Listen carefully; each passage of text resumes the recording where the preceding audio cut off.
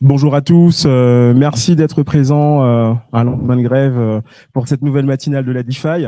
Comme vous le savez, Finance Innovation a le désir et la volonté justement d'explorer les problématiques, les thématiques, mais surtout les business cases autour de la blockchain. Et aujourd'hui, on a le plaisir justement d'investir le monde de l'immobilier. On sait que l'immobilier est en pleine révolution, notamment digitale. Et l'idée, justement, ce sera de mettre en exergue un ensemble de use cases autour de la donnée, autour de l'énergie, autour des critères ESG. Et j'ai le plaisir, justement, d'accueillir un panel de qualité qui abordera l'ensemble de ces sujets. Je dis bonjour également aux personnes qui sont connectées en ligne et je vous propose de commencer immédiatement les débats autour de cette passionnante thématique. Je te passe la parole. Très bien. Bonjour, Emmanuel François. Je suis très heureux d'être ici pour un sujet qui est passionnant. Parce qu'effectivement, on voit que le bâtiment aujourd'hui est en train de rentrer dans une nouvelle ère. Malheureusement, le bâtiment n'a pas suivi la digitalisation que toutes les autres industries ont connue ces dernières années. Or, confronté à certains défis, notamment environnementaux, mais également financiers, le bâtiment doit impérativement, aujourd'hui, se mettre à l'heure du digital. C'était, il y a quelques semaines, le message fort qui était donné au MIPIM, avec des enjeux très clairs. Si vous n'êtes pas capable de authentifier, de valider, de prouver le taux d'usage de votre bâtiment, sa consommation énergétique, son empreinte carbone, votre bâtiment, demain, et c'est à la fin de l'année, sera soumis à une dévalorisation massive. Le chiffre qui circulait au MIPIM était de 35%, au moins 35%. Eh bien, ici, je pense qu'il faut s'interroger sur ce chiffre. À l'heure où, effectivement, le bâtiment représente le premier actif mondial financier, si effectivement on a 35% de dévalorisation au niveau mondial, c'est un cataclysme. D'où la nécessité d'aller vers le digital et de repenser l'usage des bâtiments.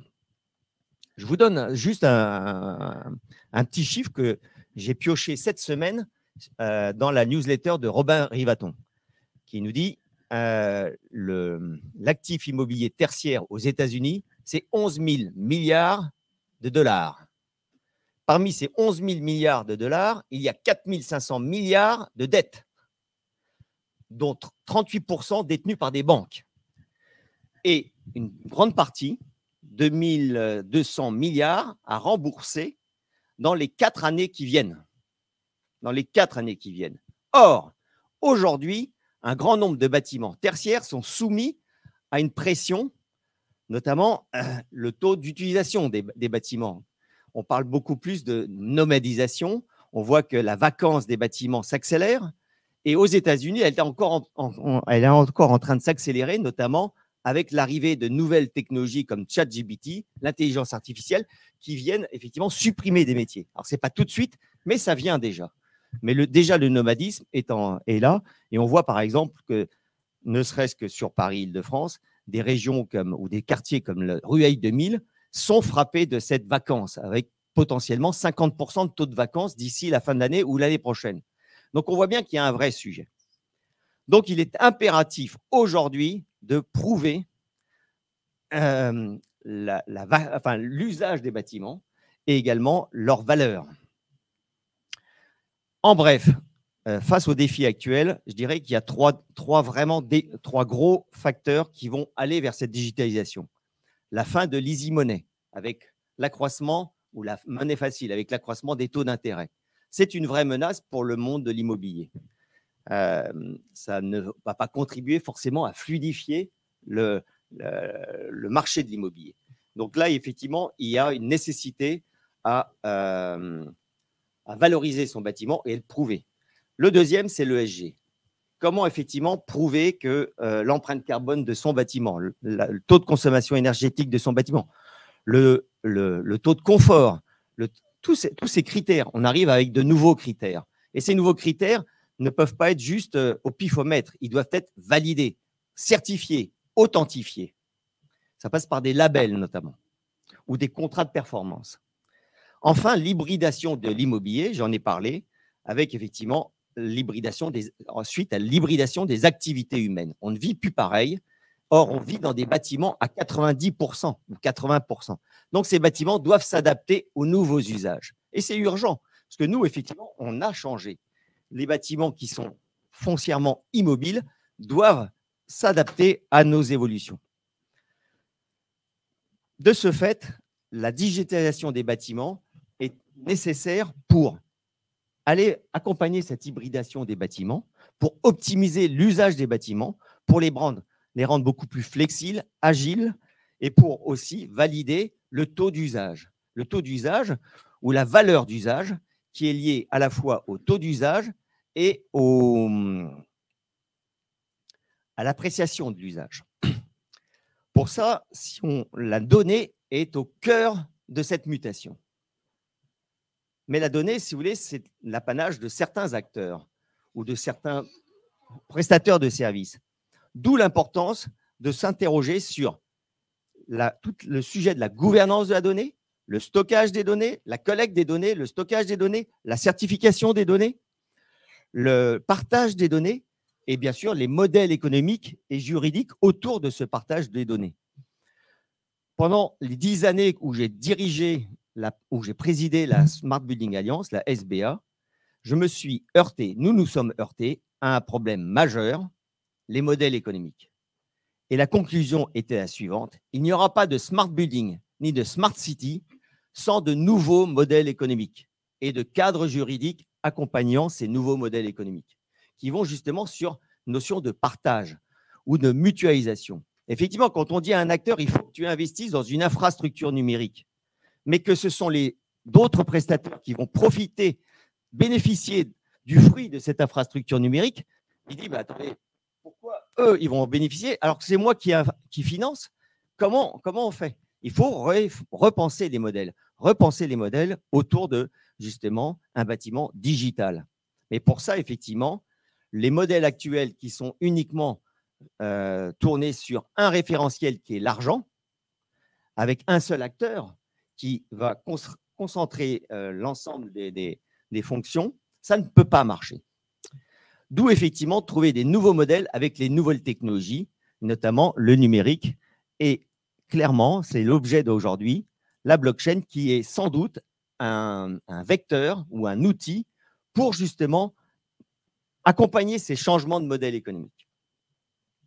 Alors, à ce sujet, la blockchain notamment permettant d'authentifier et de certifier des données et d'établir ce qu'on appelle des smart contracts ou des contrats entre différents acteurs fournisseurs de services. Alors, je suis très heureux d'accueillir aujourd'hui autour de cette table, d'abord Vincent Lost. Bonjour. Oui, vas-y. Bon, donc je suis Vincent Lost, bonjour à tous. Merci de votre présence, merci à Finance Innovation pour l'organisation. Donc je m'occupe d'une start-up, je suis le CEO de Kalima Blockchain. Kalima est une entreprise française, une des rares blockchains françaises, blockchain de basse consommation. Donc l'ensemble de l'architecture de notre blockchain est basée autour des sujets d'actualité.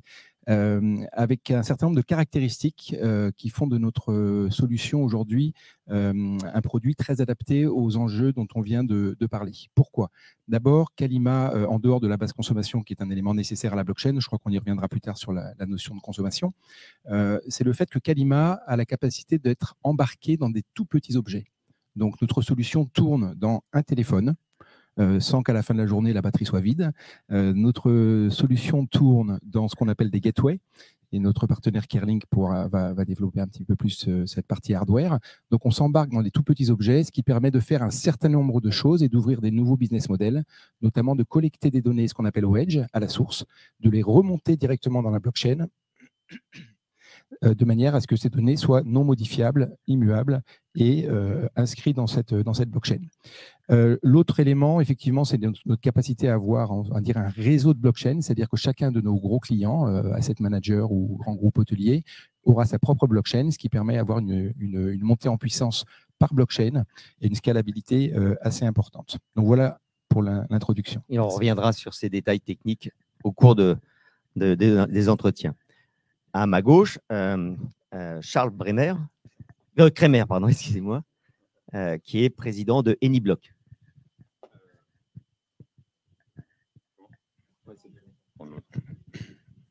Merci. Bonjour à tous.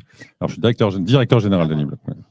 Bonjour à tous. Donc, moi, je dirige Eniblock. Donc, Eniblock, on est une société qui fournit une infrastructure qui permet la tokenisation au sens large. Donc, tokenisation d'actifs financiers, l'émission de NFT. Donc, on s'appuie sur des blockchains comme celle de Kalima ou d'autres. Par le passé, j'ai aussi la chance de travailler sur tout ce qui est Smart City à l'IRT Systemix, l'Institut de recherche. Donc, j'ai la chance peut-être pas autant qu'Emmanuel, mais de bien plonger dans ces enjeux de Smart City et surtout les sujets effectivement sur lesquels je rejoins complètement, c'est la problématique de business model.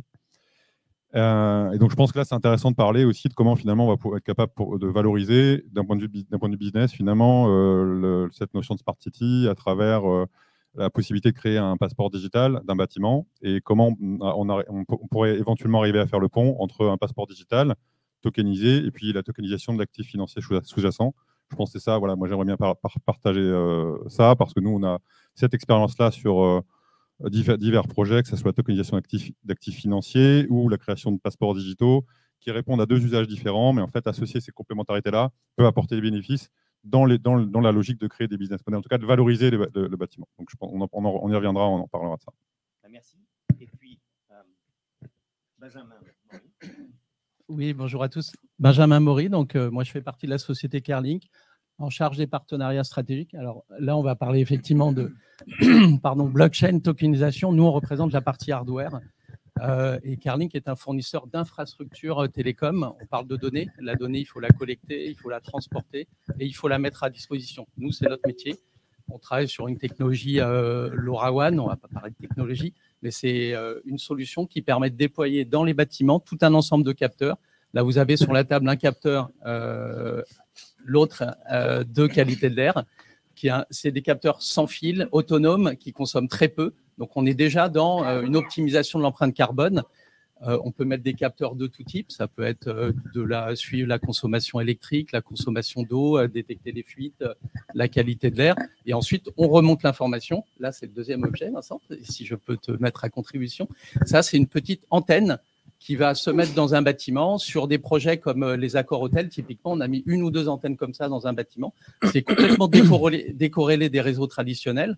Et ça permet comme ça, quand on parle d'optimisation, quand on parle de détection et de proposer tout un ensemble de services, d'abord, il faut être capable de faire une cartographie de ce qui se passe dans un bâtiment.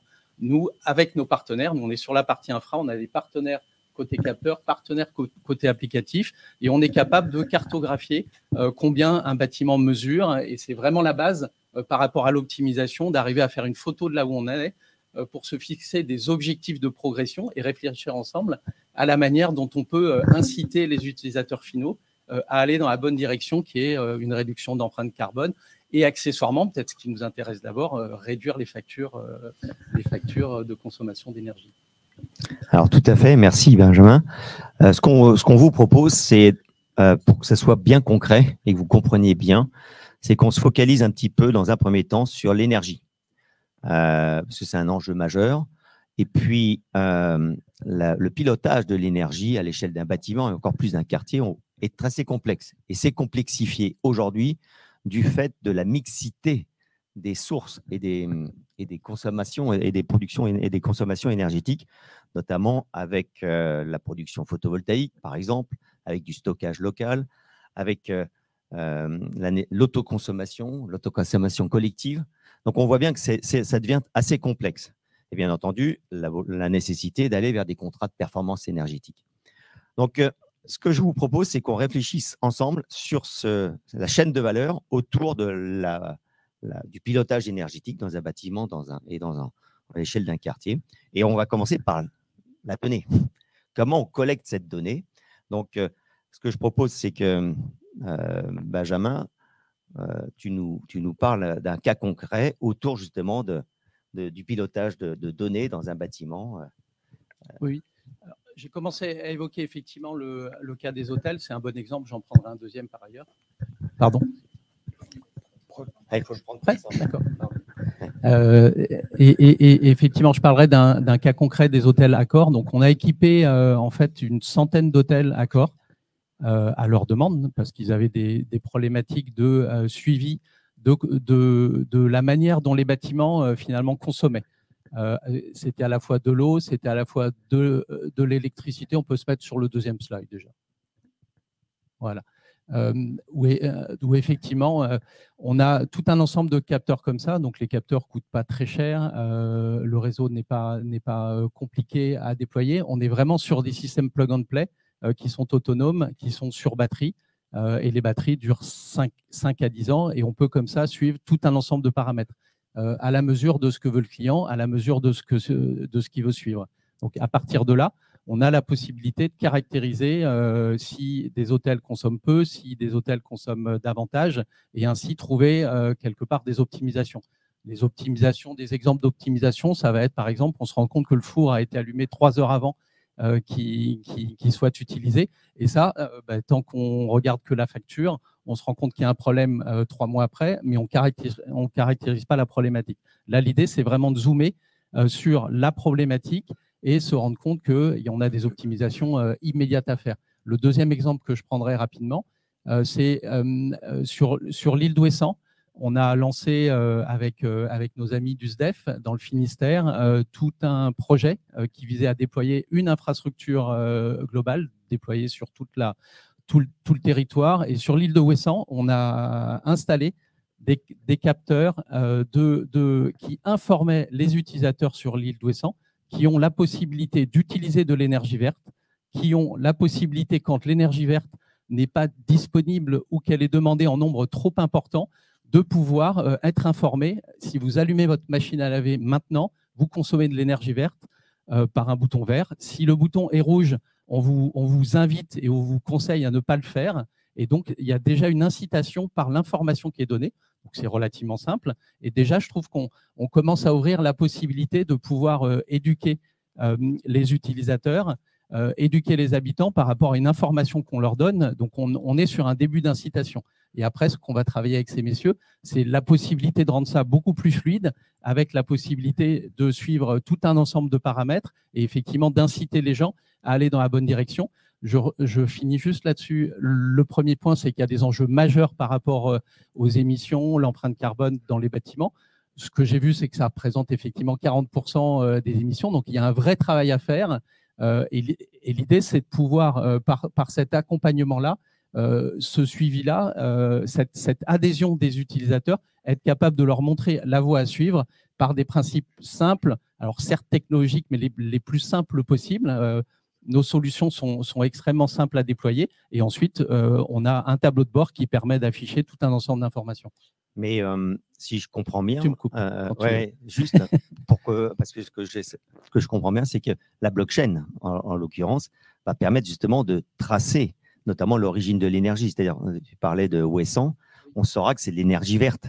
Et donc, c'est aussi ça qui est important, parce que sinon, sans blockchain, on peut potentiellement le faire, mais on ne saura pas exactement tracer. Donc, effectivement, tout le travail à faire. Donc, l'IoT existe sans blockchain. Maintenant, l'objectif, quelque part, les travaux en cours, c'est vraiment arriver à sécuriser les opérations. Nous, on fait tous les jours des projets IoT, on remonte un ensemble d'informations. L'objectif, c'est effectivement de garantir, rassurer. Pour moi, la blockchain apparaît quand deux entités qui ne se connaissent pas, qui ne se font pas confiance, ont besoin d'échanger de l'information. Donc, effectivement, la notion de confiance est qu'aujourd'hui, quand on me dit « je consomme vert », quelle certitude j'ai que je consomme effectivement vert.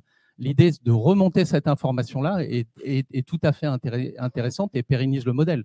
Et je passe effectivement les sociétés qui vont être obligées ou incitées à utiliser ces messages-là, de pouvoir, chez moi, on consomme vert, on fait attention, on a réduit la facture 2 et il y a tout un ensemble de choses qui se mettent en place qui sont effectivement bigrement intéressantes en ce moment. Ouais, donc, on peut imaginer que demain, si par exemple, on a un suivi carbone même de nous-mêmes, de notre empreinte carbone, je vais dans un bâtiment, effectivement, on saura suivre que ce bâtiment, il utilise de l'énergie verte, donc effectivement, je serai beaucoup moins pénalisé, ou si je recharge mon véhicule avec de l'énergie verte, on saura le tracer, et donc effectivement, c'est un moyen grâce à la blockchain, de pouvoir certifier des comportements positifs. Puis après, on va voir que ça permettrait aussi d'inciter. Oui, alors le côté incitation est important, parce que c'est vrai je pense qu'on a tous marre de payer des factures trop chères, d'être obligé de faire, d'être incité à. L'idée, c'est de changer un peu le modèle, c'est d'arriver à trouver des modèles qui sont quelque part collaboratifs, incitatifs. Et alors, il y a un autre exemple, il y a des boîtiers en ce moment qui peuvent être installés chez soi, qui donnent l'information exactement de ce qu'on consomme. Donc, on pourrait très vite aller vers, on a tous entendu parler des contrats de l'énergie où on paye moins 30% si on consomme les jours verts et plus peut-être 80, 100% les jours rouges. Si on a l'information qui nous est poussée et si par un système intelligent, léger, on est capable de détecter que les gens ont reçu l'information, appliquent quelque part la recommandation qu'on leur a donnée, il n'y a pas beaucoup de problèmes pour leur reverser quelque chose parce qu'ils ont optimisé leur empreinte carbone, ils ont été dans la bonne direction et il y a vraiment des pistes pour trouver des modèles économiques. On l'a illustré avec nos amis de Kalima sur un salon à Biarritz en fin d'été de l'année dernière sur un suivi de la qualité de l'air et la personne qui, recevant l'information que la qualité de l'air n'était pas bonne, un niveau de CO2 trop élevé, par son action de baisser le niveau de CO2, automatiquement, on lui reversait quelques satoshis, des fractions de Bitcoin. Oui, donc, c'est un exemple unitaire, mais ça montre un peu la démarche que très simplement, on est capable de lier un comportement, une mesure et finalement une récompense pour une incitation. Bah, c'est une très bonne transition pour parler de traçabilité et d'authentification des données. Donc, oui, peut-être un mot sur la blockchain, parce qu'en fait, tout le monde n'est pas forcément au fait de ce que représente la blockchain. Donc, pour vulgariser un petit peu, là où un livre est une chaîne de pages, la blockchain, c'est une chaîne de blocs qui vont venir s'accumuler les uns après les autres, mais chaque information étant liée à l'autre, ça donne aujourd'hui une incapacité de modifier les informations qui vont être stockées dans la blockchain. Donc, automatiquement, ça offre un nouveau mode de fonctionnement, d'avoir des données, si qui plus est, elles sont collectées entre guillemets à la source, elles prennent tout d'un coup une notion de certification. Alors, pour revenir sur cet exemple-là, qu'est-ce qu'a fait la blockchain? On a un capteur dans une salle de réunion, le gestionnaire du bâtiment reçoit une alerte comme quoi la qualité de l'air est mauvaise dans la salle. Donc, il y a un contrat intelligent qui tourne dans la gateway, qui va déclencher un premier contrat intelligent qui est une alerte. Donc, le gestionnaire reçoit, comme Notre-Dame de Paris, on aurait pu avoir ça dans la blockchain, il y a du carbone, il y a une mauvaise qualité de l'air. Donc, cette alerte, elle est dans la blockchain. Rien que l'alerte n'est pas modifiable. Personne ne pourra la contester. Donc, ça a des impacts énormes, ne serait-ce qu'en termes d'assurance, juridique. Enfin, c'est vrai qu'on rentre dans un nouveau monde où l'information n'est plus modifiable. Donc, l'alerte a été donnée. Donc, qu'est-ce que fait le gestionnaire du bâtiment? Il a 10 minutes, entre guillemets, pour ventiler la pièce. Voilà, c'est tout simple. Si c'est fait dans les 10 minutes, parce que c'est rédigé comme ça dans le contrat intelligent, il va y avoir effectivement, puisqu'on a une connexion maintenant avec le système Bitcoin de Lightning Network, ce qui fait qu'on est capable de faire des micro-paiements instantanés worldwide, en moins de 4 secondes. Alors vous vous rendez compte, aujourd'hui, si vous avez du staff sur 160 pays, prenons le groupe Accor encore, je ne sais plus, 160 pays, 260 000 employés, si vous voulez commencer à rémunérer des comportements vertueux faits par le staff du groupe, dans un projet, on va dire, sur 5 ans d'amélioration de la trace carbone de l'entreprise, vous avez là des nouvelles solutions technologiques qui permettent d'embrasser des nouveaux modèles économiques. Et donc, les ressources humaines peuvent te dire, tiens, on va donner un wallet à chaque staff. Ils vont avoir dans leur partie de salaire variable des nouveaux KPI qui vont être des KPI verts. Le cuisinier et sa brigade dépensent tant aujourd'hui dans la cuisine de l'hôtel Sofitel. Leur objectif l'année prochaine, c'est de dépenser tant d'énergie. Alors, ça va passer par quoi? Des changements de menu, des adaptations peut-être de matériel dans la cuisine. Mais en tout cas, les choses doivent être mesurées. À partir du moment où on a des mesures qui deviennent presque contractuelles, ça permet effectivement de développer énormément de nouveaux modèles économiques, de nouvelles fonctions au sein même des entreprises et des manières de fonctionner. Mais tant qu'on n'a pas des données fiables, certifiées, c'est compliqué de prendre des décisions qui vont engager financièrement l'entreprise à long terme. Et ce qu'on voit, c'est que ça permet d'aller vers des comportements vertueux. Alors complètement. Ça veut dire qu'aujourd'hui, quand on parle avec le groupe Accor, c'est effectivement une mesure énergétique des chambres de l'hôtel pour avoir des données fiables et puis pouvoir prouver qu'année après année, il y a des améliorations qui s'opèrent. Deuxième, articulation avec ce fameux smart rewarding ou micro-paiement qui permet de dire à l'ensemble des équipes, voilà dorénavant votre objectif pour l'année prochaine avec une partie de ces objectifs qui est liée à des objectifs durables. Et puis ensuite, pourquoi pas aller inciter les clients qui viennent dans les hôtels en disant si vous n'avez pas besoin du ménage, on est capable aujourd'hui de modéliser le coût du manpower pour ne pas faire le ménage, le coût de la non-utilisation d'une serviette, etc. Et donc, on va aussi incentiver le client de l'hôtel en lui rendant dans son programme de fidélisation des points verts. Enfin voilà, il y a des nouveaux modèles qui vont se développer dans l'intérêt général grâce à la technologie et notamment la blockchain qui permet d'avoir des données quasiment contractuelles, certifiées et qui ouvrent tous ces nouveaux usages. Merci. Donc, on voit que ces nouvelles technologies vont nous permettre d'authentifier la valeur d'usage du bâtiment à côté de la valeur vénale, quelque part. Donc, moi, je m'adresse à Charles Kremer, parce qu'effectivement, on parle aujourd'hui de NFT, NFT du bâtiment, enfin, et de tokenisation du bâtiment. Est-ce que vous pouvez nous en dire un peu plus et puis que, de manière concrète, que les auditeurs ici comprennent ce vers quoi on va? Absolument. J'aimerais. Ah oui. Je pense qu'essayer aussi, l'idée, c'est d'illustrer. J'aimerais commencer par illustrer déjà ce que c'est, parce que pour refaire le pont avec ce qui a été dit sur le passeport, l'idée, c'est de voir aussi comment le passeport et l'incitation aussi à un usage vertueux. L'idée, c'est de voir comment on peut remonter ça sur tous les aspects financiers, les financements du bâtiment, etc. Donc, je pense que j'aimerais commencer par partager le marché de la tokenisation d'actifs financiers. Donc, je ne suis pas en mesure de voir précisément les chiffres, mais vous voyez qu'il y a une courbe ascendante assez importante.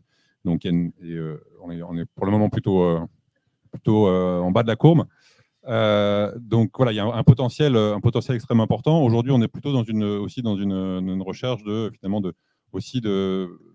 bien valoriser le potentiel de la tokenisation. Sur le principe, il y a un certain nombre de choses qui sont intéressantes. On va y revenir, mais il y a encore un certain nombre de contraintes aussi qui sont réglementaires. Je vais commencer à illustrer de manière assez sommaire finalement l'intérêt de la tokenisation en général, et après vous essayer de partager quelques pistes de comment on ne peut pas aussi associer ce passeport digital et valoriser cet intérêt-là. Donc l'intérêt de la tokenisation, indépendamment de l'aspect passeport, c'est fractionnaliser l'investissement. Donc on va être capable, finalement là où aujourd'hui avec les financements classiques, on va avoir des investissements assez importants, plusieurs centaines de millions d'euros. Ici, on va être capable, avec des moyens vraiment assez légers, de proposer des investissements fractionnés de quelques dizaines d'euros, etc., avec le principe de la blockchain de manière assez simple. Donc ça, c'est un premier bénéfice intéressant, c'est d'abaisser le ticket d'entrée. Le deuxième bénéfice, c'est aussi de permettre aussi un marché adressable beaucoup plus important. Pourquoi? Parce qu'on va être capable de remonter directement auprès d'un gros investisseur un investissement local sur un bien immobilier précis à tel endroit qui répond à un certain nombre de critères ESG ou d'autres. Là où c'est aujourd'hui extrêmement compliqué avec les systèmes classiques, la fractionnisation et la tokenisation permettent finalement d'identifier de manière locale un investissement précis et de regrouper donc du coup une capacité d'investissement massif sur cette localité.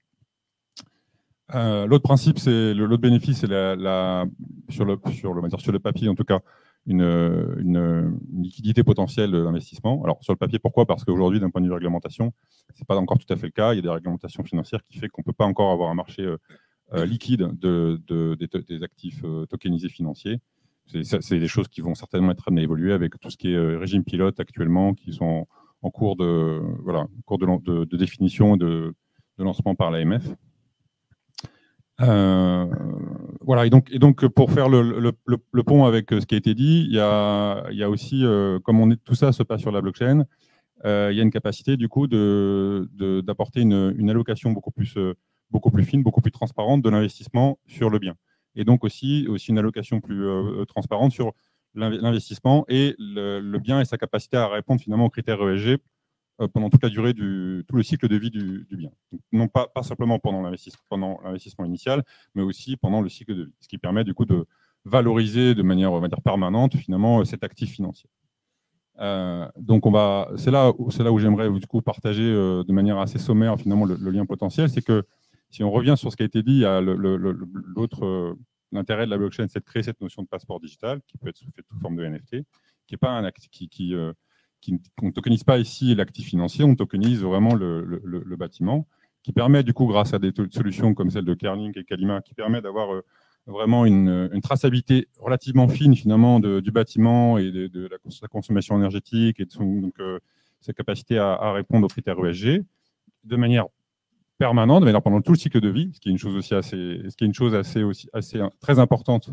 Et nous, on a l'occasion de faire ça sur un autre actif qui est le véhicule, enfin l'automobile. Et l'enjeu, c'est d'être capable de tracer ça pendant tout le cycle de vie. Pourquoi ? Parce que les sources de données ne sont pas toujours les mêmes, en fait. Alors, c'est peut-être un peu différent dans le cas du bâtiment, où c'est plutôt fixe, mais dans le cas d'un véhicule, les sources de données sont mouvantes, et donc l'enjeu aussi d'aller capable de collecter ces données en permanence.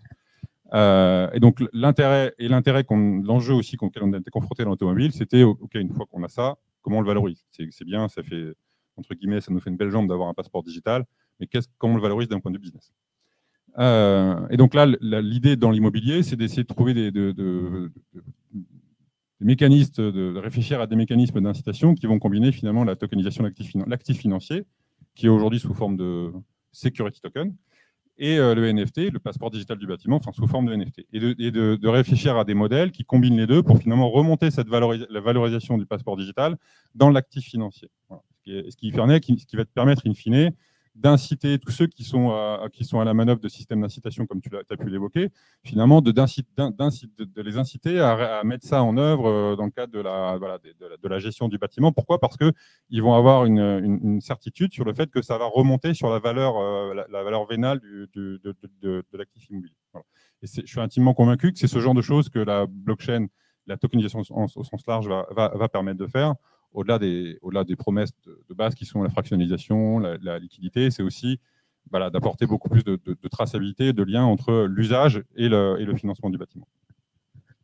C'est vrai que quand on regarde aujourd'hui ce que représente un bâtiment en termes de différents types de stakeholders, d'intervenants sur la vie d'un bâtiment, entre la création, l'achat d'un terrain, la construction, la gestion, etc., avec les différentes sources de données, c'est évident qu'aujourd'hui, le partage de données en confiance va être un vrai plus. Donc, dans un métaverse aujourd'hui, dans un monde entre guillemets virtuel dans lequel on représente le bâtiment avec non seulement les murs, mais également jusqu'aux portes, plans électriques, etc., disponibles en permanence, à jour, pour l'ensemble des stakeholders qui en auraient besoin et qui auraient droit d'avoir accès à ces données, c'est un vrai plus.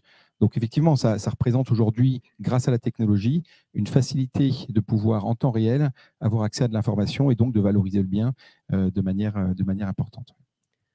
Et je pense que ce qui est aussi important, ce qu'a dit Charles, c'est qu'on change de modèle, parce qu'on n'est plus sur un modèle où on livre un produit, où on livre un service, et c'est fini. C'est-à-dire que ça, bien sûr, on va le faire, mais globalement, grâce à la tokenisation, on va être rémunéré sous forme de token, c'est bien ça, sur la valeur d'usage dans le temps, et la valeur servicielle dans le temps, c'est bien ça ? On peut potentiellement. On peut être rémunéré, mais disons, ce que je voulais exprimer, c'est en fait qu'il y a un engagement la valorisation du security token qui représente l'actif financier peut intégrer finalement la valorisation d'usage en fait. Et donc c'est une façon d'une manière ou d'une autre, c'est aussi ce qui est traduit aussi par tout ce qui est dans l'enjeu ESG, c'est que comme tu l'as dit en préambule, ça impacte directement la valeur de l'actif en fait. Et donc là, on va être capable de le mesurer de manière très fine.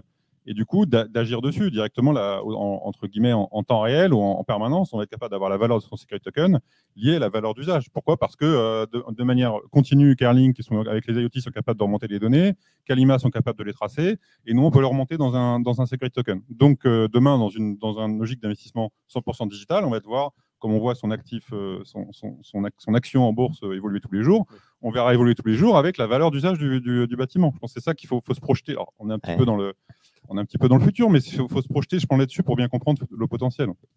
Et c'est tout à fait, parce qu'aujourd'hui, en fait, quand on achète un actif immobilier, il y a effectivement des tableaux de bord et on voit les loyers, mais enfin, globalement, il y a un flou considérable autour des données, autour même des documents.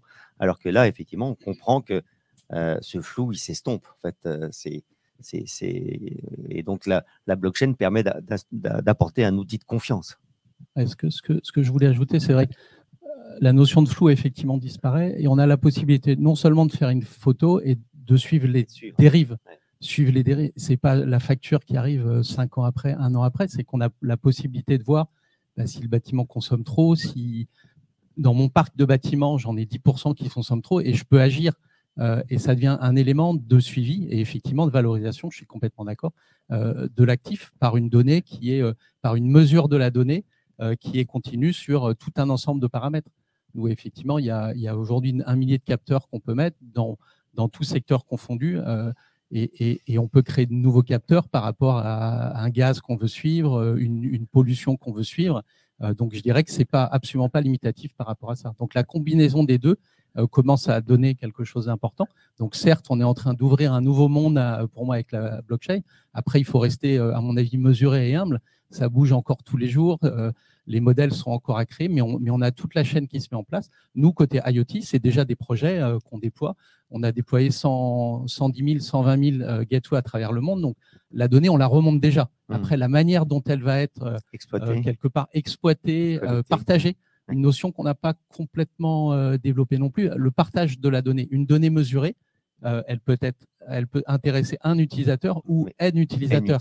Et peut-être qu'il y a de manière protégée. C'est pas je vais partager mes infos à tout le monde comme peut-être certaines entreprises s'octroient le droit, mais mes données, elles m'appartiennent. Par contre, je peux potentiellement les valoriser à l'extérieur et donc, quelque part, peut-être les monnayer ou les échanger contre autre chose. Et ça, c'est très vertueux. Et ça permet aussi, à partir de ce moment-là, de mutualiser des équipements. Parce qu'aujourd'hui, on voit bien que des acteurs vont arriver avec leur infrastructure, leurs capteurs, pour récupérer des données qui leur seront propres pour faire leur service. Alors que là, dans ce cadre, si on va vers plus de partage, mais contrôlé de la donnée, on va pouvoir effectivement beaucoup plus mutualiser à la fois les équipements et les infrastructures. Oui, et donc, quelque part, réduire l'empreinte carbone de déploiement de tous ces équipements qui sont… Après, il ne faut pas… Oui. À partir du moment où on fait quelque chose, il y a un investissement, il y a une empreinte carbone. L'idée, c'est de réfléchir à la manière dont on peut à la fois optimiser l'empreinte carbone sans aussi déployer des solutions qui sont trop consommatrices et trop impactantes dans ce contexte-là. D'accord. Alors, il y avait une petite question.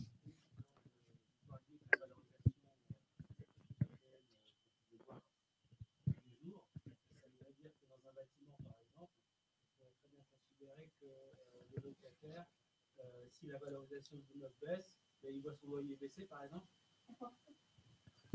Enfin, je pense qu'on peut tout imaginer. On peut tout imaginer. Je pense que, évidemment. Après, qu'est-ce qui sera… Ouais, voilà. Ça, on peut tout imaginer. Après, je suis pas sûr qu'on puisse, d'un point de vue encore légal, on a le droit de faire ça aujourd'hui. Mais c'est vrai que je pense qu'il faut dissocier potentiellement la valeur en token et la valeur en euros. C'est-à-dire qu'on parle de smart rewarding, hein, d'incitation. À la base, on incite en token. C'est bien ça. Oui, après, ça peut être converti en euros. Le token peut mais être c'est-à-dire que le lien, il n'est pas systématique Et puis, là, on parle d'une manière générale de token, mais on peut, et ça, c'est une question que je peux vous poser, est-ce qu'on ne peut pas parler aussi de token fléché, c'est-à-dire token carbone, token eau, token confort ou qualité de vie au travail, par exemple. On peut imaginer ça aussi, c'est-à-dire que le bâtiment a plusieurs KPI qui donnent lieu à une tokenisation sur ces KPI. Non. Sur la partie, effectivement, la notion de token est floue. Quand on parle de coupon, fidélité, ça devient beaucoup plus clair. Exactement. Et il faut revenir à des choses terrain. Enfin, c'est vrai qu'on est sur la technologie. À partir du moment où on parle effectivement d'euros, on comprend. Un coupon de fidélité ou un bon pour accéder à telle et telle chose, on peut à travers ça rentrer dans des logiques un petit peu de partenariat où on oublie la techno et on est sur des choses qui sont beaucoup plus parlantes. Oui, puis je rajouterais d'un point de vue sémantique, définition d'un token, c'est forcément lié à un sous-jacent, que ce soit un sous-jacent financier quand on est sur un security token ou un sous-jacent d'un point de vue d'usage quand on est petit token. Donc forcément, c'est d'une manière ou d'une autre, c'est fléché à quelque chose. C'est pas un token, ça a une certaine couleur, en fait, comme on dit. Donc ici, de manière assez naturelle, si on imagine un token qui est lié qui est valorisé par rapport aux données du bâtiment, forcément, de fait, il sera fléché par rapport au bâtiment. Voilà. Et naturellement, le nom du token sera associé finalement à ce bâtiment-là. Alors, ça va introduire peut-être aussi une question qu'on peut tous se poser, c'est le retour sur investissement de de cet investissement, parce qu'effectivement, on va mettre des capteurs, on met une infrastructure, il y a aussi un coût d'exploitation des données. Mais ouais, je vous pose la question, mais je vais peut-être la guider un petit peu, parce qu'on parle aujourd'hui de comptabilité extra-financière. Hein, il y avait un article d'Emmanuel Faber dans le journal du dimanche, je crois, cette semaine, sur justement d'accélérer cette comptabilité extra-financière, notamment pour les bâtiments. Donc, est-ce que effectivement c'est un moyen d'aller vers cette comptabilité extra-financière? Alors, je crois qu'on n'a pas le choix aujourd'hui. Tout le monde voit depuis quelques années, mais notamment là, depuis les derniers 12 mois, une accélération, on va dire, de la pression, qu'elle soit médiatique, qu'elle soit réglementaire. Je crois que fin novembre, l'Europe a décidé que toutes les entreprises de plus de 250 salariés, donc c'est plus de 50 000 entreprises en Europe, vont être assujetties maintenant à ce qu'on appelle une déclaration extra-financière. Et ce terme-là, effectivement, le carbone représente une grosse part de cette déclaration. Et donc, il faut des outils pour ça. Donc, qu'est-ce que l'on fait aujourd'hui avec les grands groupes, les gros asset managers avec qui nous discutons? Il y a plusieurs sujets. Le premier, c'est effectivement s'assurer de la collecte des données, qu'elles soient complètes, donc ce qu'on appelle la complétude des données. Et ça, c'est un travail pour s'assurer que voilà, 100% des informations vont être dans le système pour avoir une cartographie qui est cohérente, sur laquelle on peut se baser pour prendre des décisions. Le deuxième, c'est l'analyse de cohérence, parce que comme le disait Benjamin, on peut avoir des cas où il y a des dysfonctionnements quelque part. L'analyse de cohérence permet de corriger si la technologie fait défaut à certains endroits. Et le troisième point, qui est peut-être le plus important, c'est la notarisation.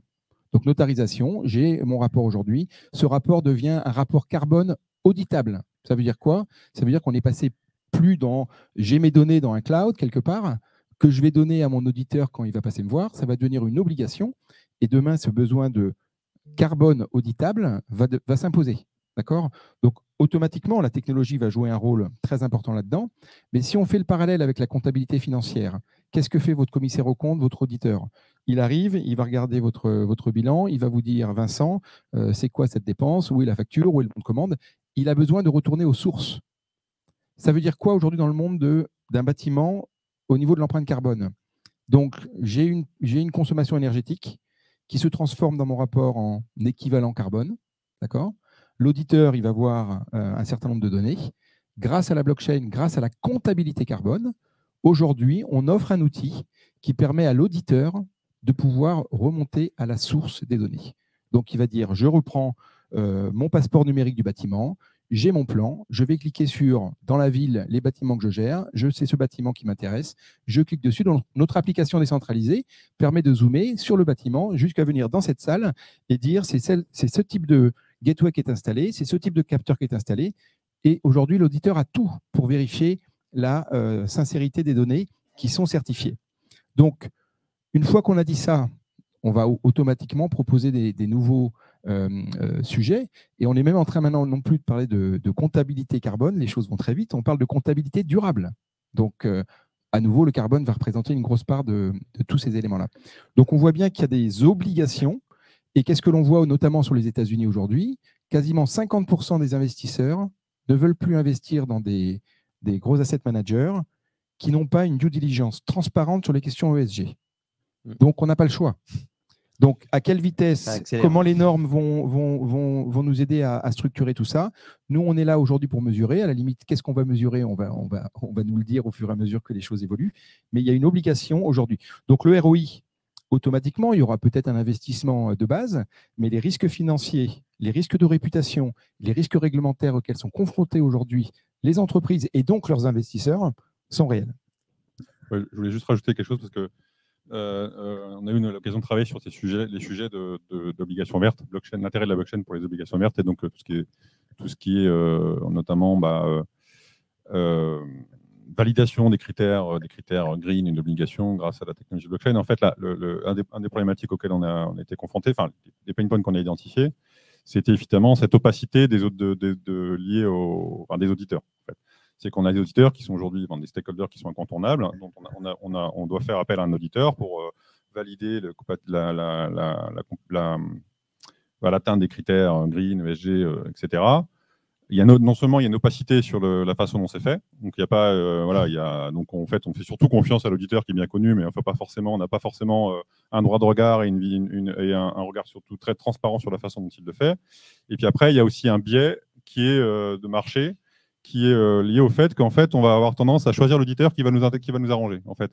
C'est ça qu'on a constaté dans le cas des obligations ouvertes. Et donc, l'intérêt de la blockchain, c'est aussi, d'une certaine manière, de désintermédier. Alors, je dis pas, je suis assez pragmatique, hein, je pense qu'il y aura toujours des auditeurs, mais en fait, de désintermédier un peu la confiance, c'est-à-dire de se reposer, oui, sur des auditeurs, mais aussi de se reposer sur le fait de s'assurer que ces auditeurs, ils s'appuient sur des données qui ont été tracées, notarisées, et que c'est pas simplement, entre guillemets, alors, ils sont pas tous mal intentionnés, certainement aucun mal intentionné, mais en fait, ils ont chacun une façon de faire qui est peut-être différente, qui est avec une certaine opacité, qui n'inspire pas forcément à tort ou à raison toujours confiance, toujours un peu de plus en plus de défiance vis-à-vis des institutions. Et donc, c'est toujours important de rapporter cette transparence et de s'assurer qu'il n'y a pas de biais, il n'y a pas de biais de marché et que finalement, un bâtiment qui répond à des critères ESG, il est audité de la même manière par un auditeur A ou un auditeur B. Voilà, ça, c'est des choses on a été confrontés, que la blockchain peut vraiment, je pense, apporter comme valeur dans le cadre des comptabilités extra-financières. C'est important aussi parce qu'on voit qu'il y a un critère qui a été, un critère d'évaluation des bâtiments qui a été défini par la Commission européenne, qui est le Smart Readiness Indicator, le SRI. Et donc là, rien de mieux pour justement certifier ces critères que d'utiliser effectivement des données certifiées. Et puis, ce que je comprends par rapport à ce que tu dis, Charles, c'est que ça va faciliter le travail des certificateurs dans le cadre de labels. Donc là, quelque part, ça peut aussi s'intégrer dans du ROI. Voilà, ça va baisser le coût. Ce que je voulais juste ajouter sur la partie ROI, le déploiement d'une solution IoT, après, on est flexible sur les modèles avec nos partenaires, mais c'est quelques centaines d'euros par mois à quelques milliers d'euros par mois, en fonction du type de capteur, en fonction de la taille des bâtiments, effectivement.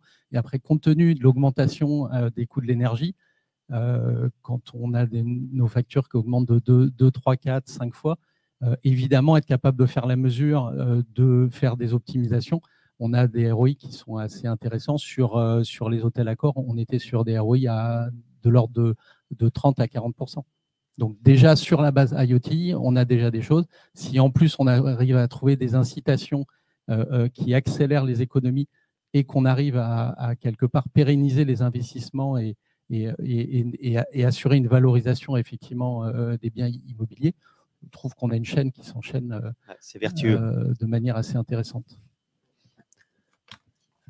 Et à ce sujet, c'est juste à titre indicatif, comme on parlait d'énergie, effectivement, aujourd'hui, il y a le sujet des CPE.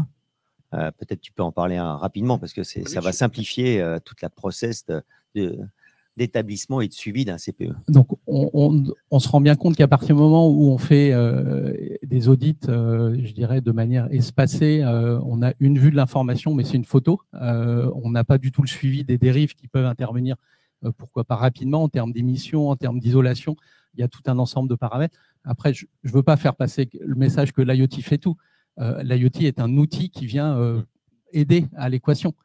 Donc, nous, effectivement, avec nos capteurs, avec nos solutions d'infrastructure, on est capable de suivre effectivement l'empreinte carbone et être capable, pourquoi pas, d'automatiser quelque part les rapports, les comptes rendus, de manière à peut-être fluidifier la chaîne en accord avec la filière. On ne veut pas s'opposer à la filière, on veut amener des outils qui viennent rendre ça plus facile, plus flexible, plus sûr, avec effectivement tous les principes de blockchain qu'on a évoqués. Alors, juste, moi j'ai une petite question, mais très simple, parce que je pense que c'est une question que certains auditeurs peuvent encore se poser. C'est parce qu'on voit bien le ROI, on voit bien l'intérêt de la blockchain pour aller vers des bâtiments plus vertueux et fluidifier aussi le marché de l'immobilier. Mais quelques-uns vont nous objecter que la blockchain a une empreinte énergétique. Alors, est-ce que c'est un vieux débat ou c'est encore un sujet? Alors, la blockchain, je réponds très rapidement sans rentrer trop dans les détails, mais effectivement, la blockchain a évolué. Donc, tout le monde connaît Bitcoin avec toute la polémique autour du coût énergétique de Bitcoin. Maintenant, qui est allé mesurer le coût énergétique de Visa et de Mastercard par jour, etc. Bon, ce n'est pas le débat. En revanche, aujourd'hui, Bitcoin est sur ce qu'on appelle un protocole qui est assez gourmand en ressources, pour vraiment être très simple dans les termes, qui s'appelle le Proof of Work, la preuve du travail. En gros, l'ensemble des ordinateurs de la Terre doivent valider les transactions. Il y a des nouvelles générations de blockchain, dont Kalima fait partie, donc de basse consommation. Et en fait, le système, c'est plutôt que d'avoir des millions de validateurs de cette transaction qui va passer suite à, je sais pas, je capture une donnée, ça part dans la blockchain. Ce sera uniquement certains, ce qu'on appelle chez nous les validateurs, qui sont élus par la communauté au sein de la blockchain, dont le rôle est de justement sécuriser et valider les transactions. Donc, pour donner un chiffre, notre protocole est 1000 fois moins gourmand que Bitcoin. C'est peut-être pas assez, et à certains même, enfin, dans certains calculs, on arrive à 10 000 fois moins. Mais il y a une réalité aujourd'hui que certains modèles économiques ne sont pas viables sur des protocoles qui vont être beaucoup trop énergivores. En revanche, aujourd'hui, c'est pour ça que dans nos discussions avec des grands groupes comme Suez, si on discute avec eux, c'est parce que Kalima Blockchain pourrait être un des outils qu'ils utilisent, notamment dans tout ce qui est économie circulaire. Donc, on est sur la traçabilité des déchets des bâtiments. Voilà, il faut un système de basse consommation, et c'est le cas effectivement des protocoles comme celui de Kalima Blockchain. Oui, ce que je voulais ajouter aussi sur le Bitcoin. Je ne suis pas spécialiste blockchain, mais je suis tombé dedans il y a 2 ans quand même. C'est vrai que c'est énergivore, clairement.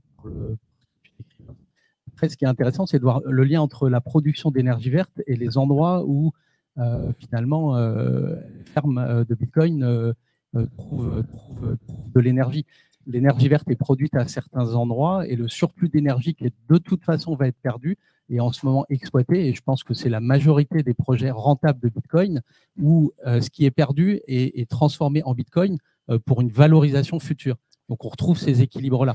Mais effectivement, je suis d'accord avec ce que tu dis, les modèles ne sont pas du tout les mêmes maintenant. Si on revient à l'usage de la blockchain, de pouvoir capturer des données, de les intégrer dans un passeport numérique d'un bâtiment, ça n'a aucun intérêt de remonter la température de la salle toutes les 2 secondes, d'envoyer des transactions sur la blockchain. Pas du tout. En revanche, le contrat intelligent va dire, si il fait plus de 31 degrés dans la salle, là, j'envoie une alerte. Et puis, je remonte la température toutes les 10 minutes.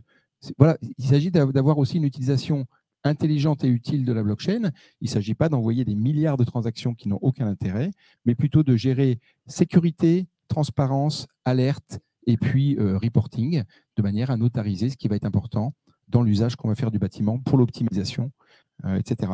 Et juste dernier point, si au final, dans ce passeport numérique que nous aurions sur les bâtiments que vous gérez, vous avez en plus une couche qui vous dit « voilà la consommation du bâtiment en temps réel », et puis voilà le dernier rapport comptable carbone du bâtiment, ben, ce sont des éléments qui vont tout simplement faciliter les échanges, la commercialisation et l'incitation à améliorer la consommation carbone.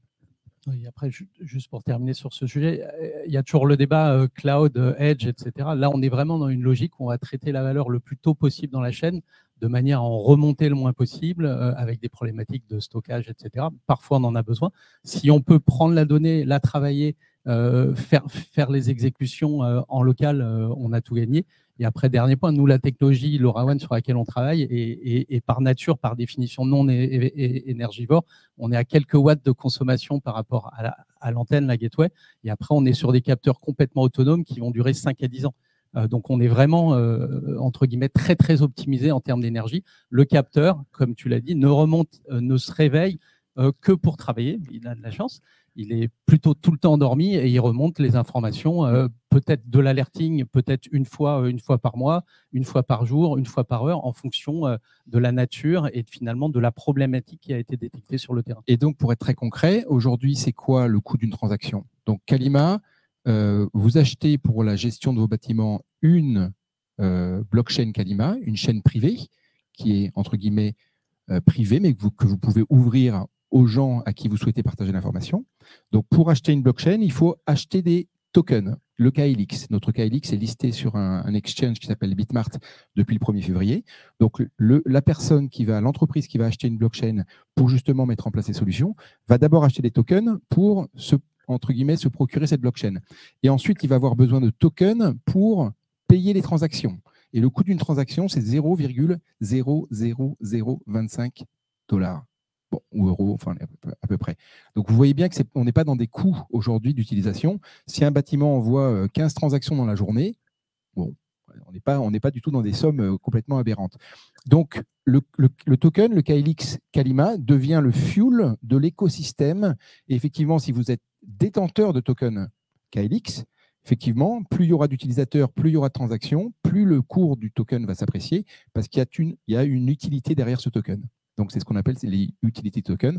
Mais voilà, pour faire très court sur l'énergie, le coût des transactions, etc., on n'est pas du tout dans des délires de mise en place et de gestion en termes d'opération ou de CAPEX, d'investissement initial. Mais ces tokens, ils sont convertibles dans d'autres… Absolument. Les tokens, aujourd'hui, il y a un marché du token, donc je peux le transformer instantanément en US dollars, en Ethereum, en tout ce que l'on veut. Tout à fait. On parle de la liquidité des tokens.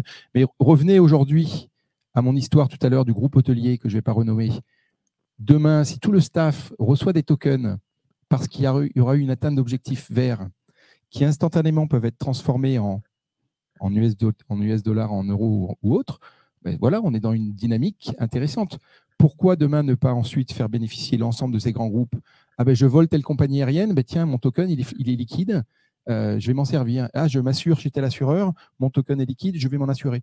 Donc, il y a aussi une magie potentiellement de liquidité de ces nouveaux assets financiers qui peuvent aujourd'hui aussi de permettre aux grands groupes d'avoir comment brûler leurs miles, leurs points dans les programmes de visiteurs. Il y a une réelle utilité derrière l'ensemble de ces éléments. Donc, en fait, clairement, pour faire court, c'est qu'au-delà de la monnaie, ou l'argent plutôt, on a une nouvelle monnaie ou nouveau mode d'échange en token pour fluidifier et valoriser des externalités positives, en fait. Absolument. Ou négatives. Absolument. Qui servent d'échange et qui ont une valeur qui peut augmenter. Oui.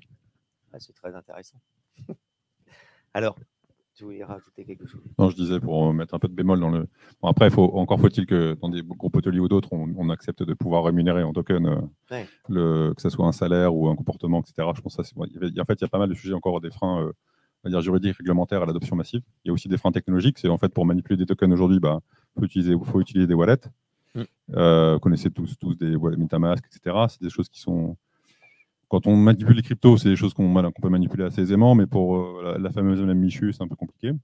Donc voilà, on n'est pas encore… Je pense qu'on sent un peu le perspective, le potentiel. Il y a encore un certain nombre de freins. Puis je ne parle pas de la réglementation beaucoup plus restrictive sur tout ce qui est token et financier. Voilà, il y a encore un certain nombre de freins à l'adoption, que ce soit des freins réglementaires juridiques ou des freins technologiques liés au wallet. Donc je pense qu'il ne faut pas l'oublier.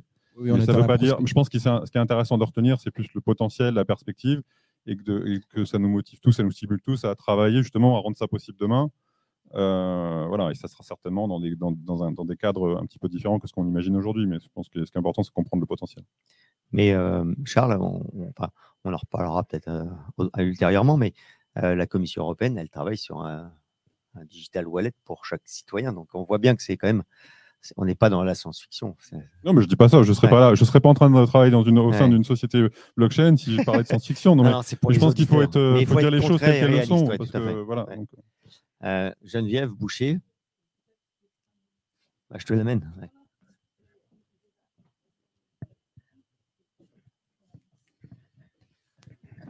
Sur le plan financier, ce que vous proposez, c'est récompenser les gens qui veillent à une bonne gouvernance du bien commun, de la qualité de l'air, de la pérennité du bâtiment, à éviter les fuites ou je ne sais pas quoi.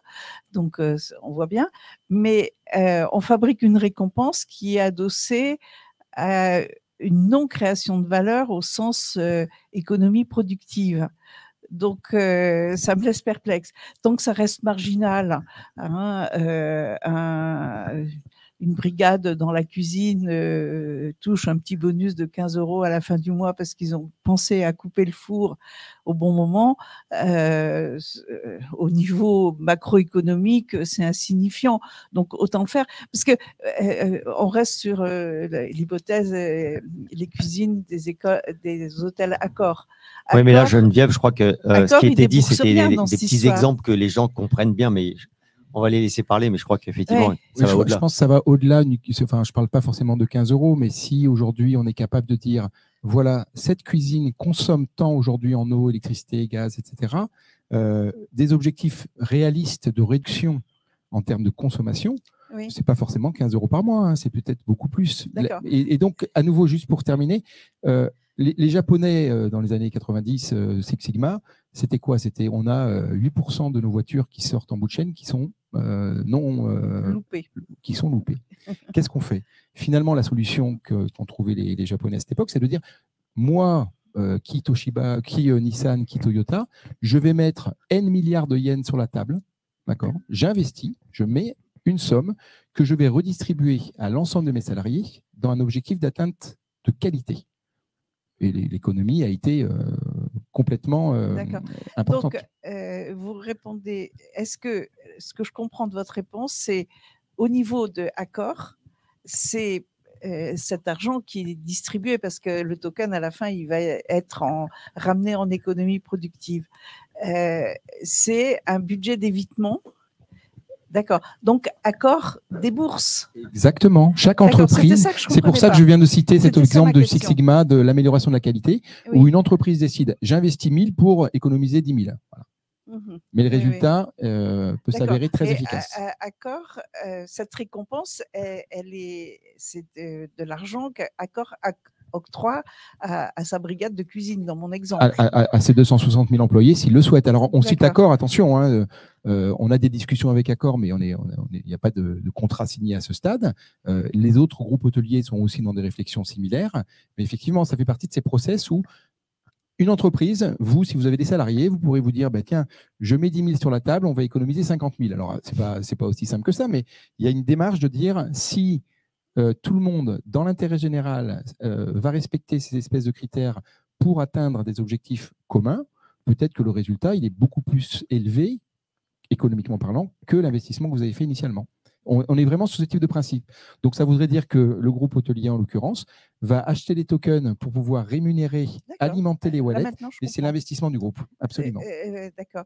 Et sinon, dans l'ensemble des conversations que vous avez, et en particulier dans ton introduction, Emmanuel, tu évoquais le problème des communs de données, parce que je vois tous les partenaires constituent une chaîne opérationnelle, mais il en manque un, et je crois qu'il n'existe pas.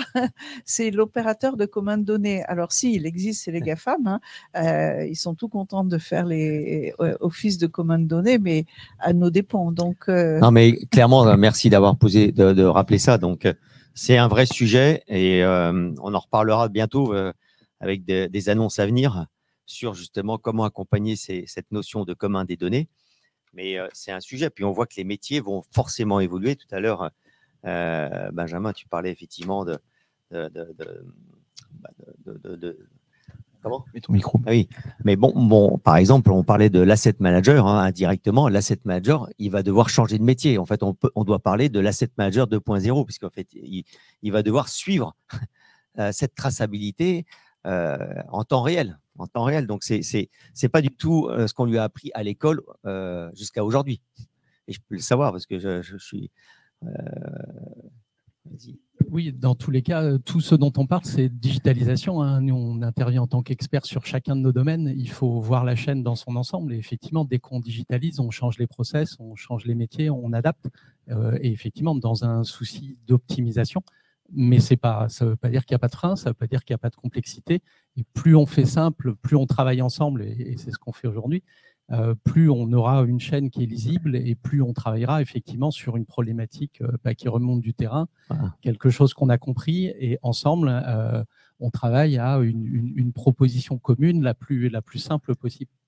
On a parlé d'asset manager, mais tu as parlé des communs de communs de données, mais en fait, clairement, il va y avoir aussi un tiers de confiance pour gérer ces données à l'échelle du bâtiment. Donc ça, c'est quelque chose qui se dessine à l'horizon et qui va se dessiner de plus en plus. Et les propriétaires, les foncières sont au fait de ça. Ça commence à les faire réfléchir. J'aimerais juste rebondir dans ce qui a été dit, parce que c'est intéressant. Ça me fait penser à quand j'étais chez Liberté Systémique sur Plateau de Saclay, très loin au sud de Paris, inaccessible en transport en commun.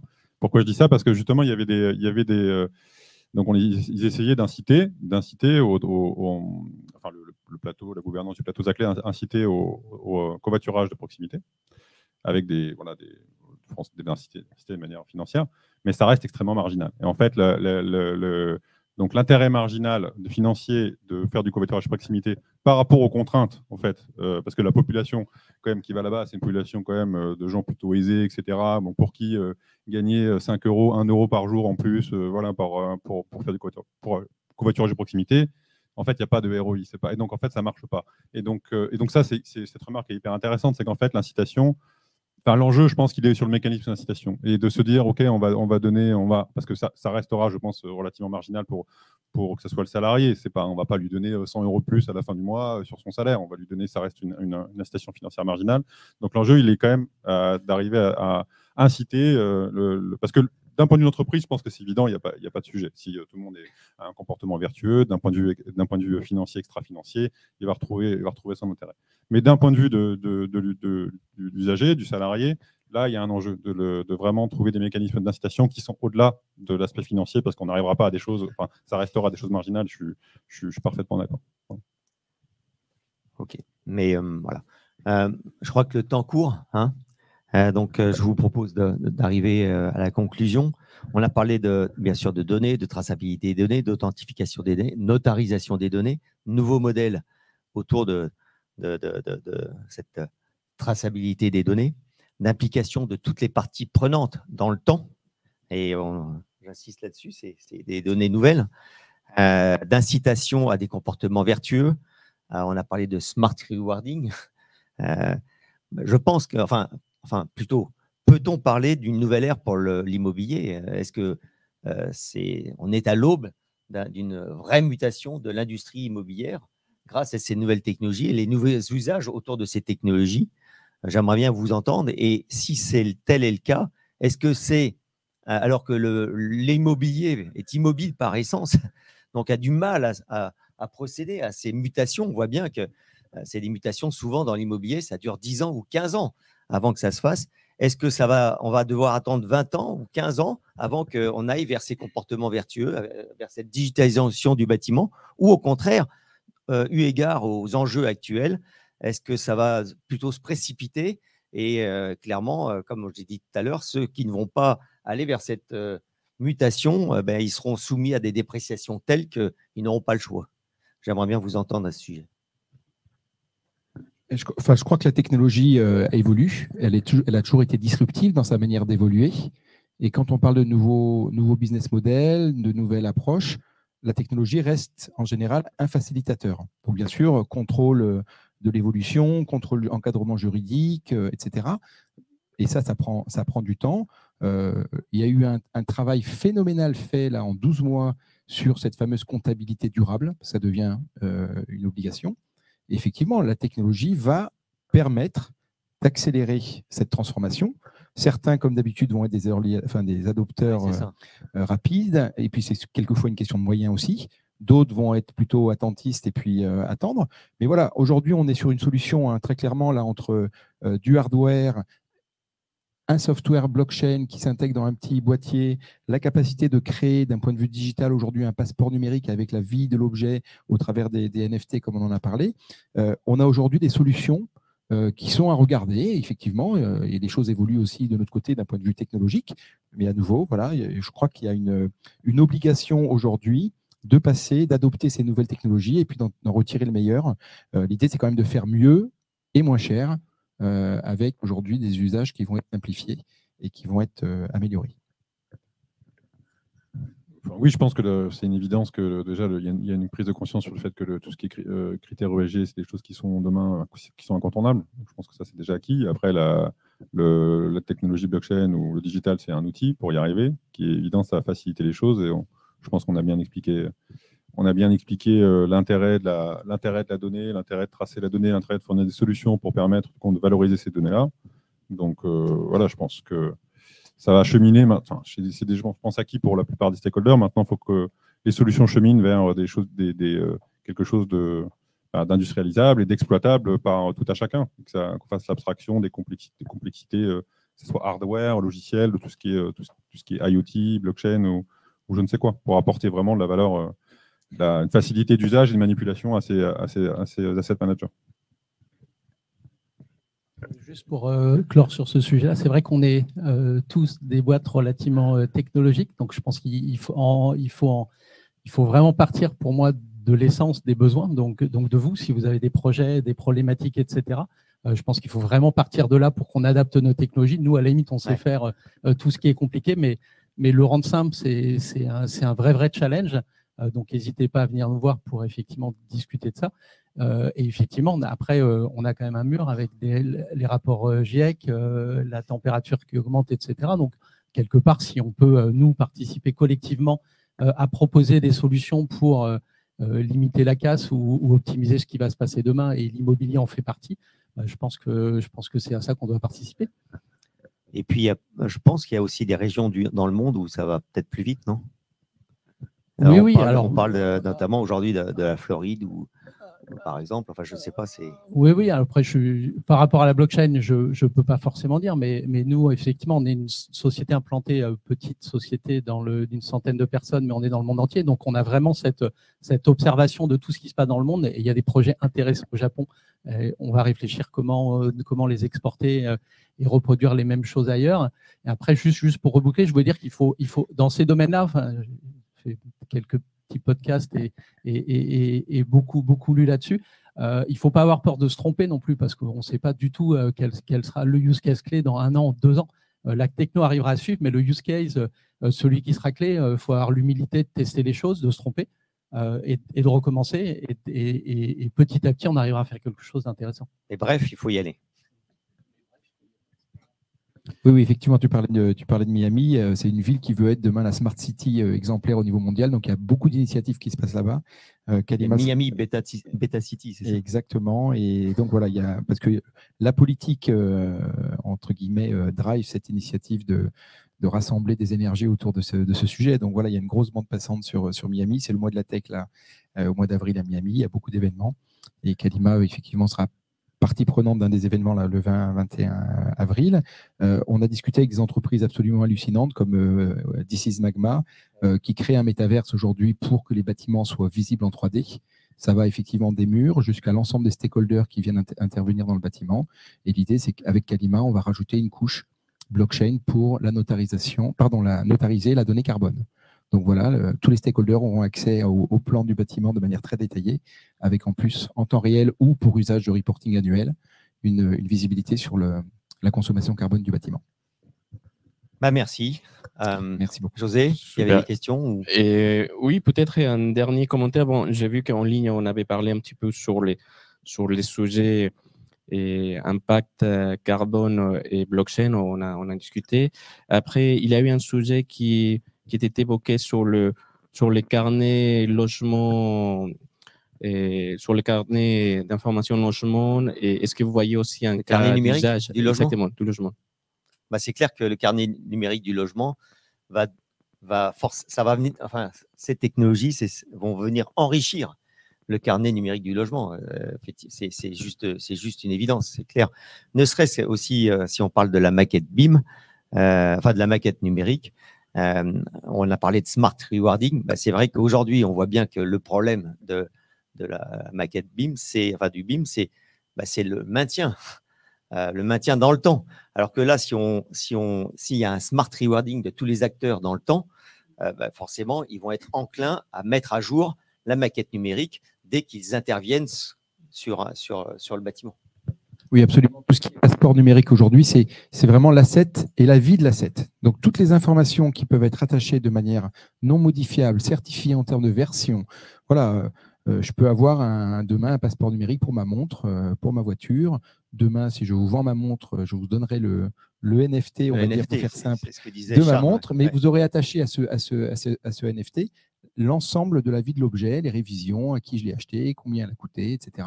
Mais ça donne effectivement de la transparence, de la confiance et de la fluidité.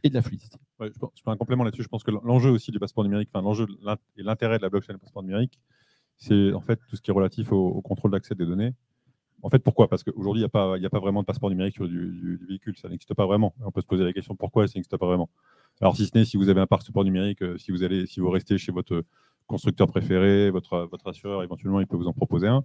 Par contre, quelque chose de vraiment interopérable, universel, il n'y en a pas. Pourquoi? Parce que le sujet, c'est la donnée. Le sujet, en fait, émettre un NFT, c'est des choses assez simples. Créer un passeport digital, que ce soit NFT ou pas, c'est assez simple. Mais en fait, l'enjeu, c'est d'aller chercher les données parce que les données, c'est une valeur extrêmement forte. Et en fait, les données aujourd'hui, elles sont collectées par les stakeholders, le constructeur, les réparateurs, les assureurs, etc., qui n'ont peut-être pas forcément envie de partager ça avec tout le monde au sein d'un passeport. Et en fait, donc l'intérêt de la blockchain, c'est justement d'aller pointer vers la donnée là où elle est. Et en fait, de ne surtout pas recentraliser la donnée sur un passeport. Parce que je rappelle, d'un point de vue technique, dans le NFT, c'est un pointeur vers des métadonnées qui sont alors d'un point de vue Web3, on est sur des serveurs décentralisés IPFS, mais dans un cas plus industriel, on va s'appuyer sur des données là où elles sont collectées, en fait, déjà. Donc, dans les serveurs du constructeur, du réparateur, de l'assureur, et ça peut être la même chose sur un bâtiment. Alors, il y a peut-être un peu moins d'enjeux, quoique je connais moins, mais en tout cas, il y a des enjeux forts côté automobile. Je ne sais pas quels sont ces enjeux sont si forts côté immobilier. Du coup, l'enjeu, c'est justement de laisser les données là où elles sont, parce qu'en fait, si vous mettez à la place des constructeurs, leur dire okay, tes données que tu collectes pour les valoriser, tu vas les centraliser sur un passeport digital, il va vous dire non tout de suite en fait. Donc l'enjeu il n'est pas technique. Donc en fait la blockchain ici est une réponse technique à un enjeu business. En fait, c'est ça qu'il faut comprendre. C'est très bien. En sachant que juste pour compléter, les données que vous allez collecter dans le cadre de votre blockchain privée. Je rappelle deux choses. La première, c'est que ces données ont une valeur parce qu'elles sont quasiment certifiées. Donc, auprès des agrégateurs de données, assureurs, institutions financières, elles ont une valeur autre que du déclaratif que vous pourriez avoir sur des rapports. Premier point. Le deuxième point, c'est que toutes les données qui sont dans la blockchain, dans nos blockchains privées, chaque client ayant sa propre blockchain qu'on appelle permissionnée, ça veut dire que je peux l'ouvrir à qui je souhaite. D'accord ? Donc, je peux avoir ma place de marché de données, mais c'est un enjeu de valorisation. Vos données ont une valeur, vous pouvez les monétiser. Et deuxièmement, vous avez le droit de les partager avec qui vous souhaitez. Effectivement, je comprends ton point sur la notion de NFT. Où sont les données? Comment on les agrège?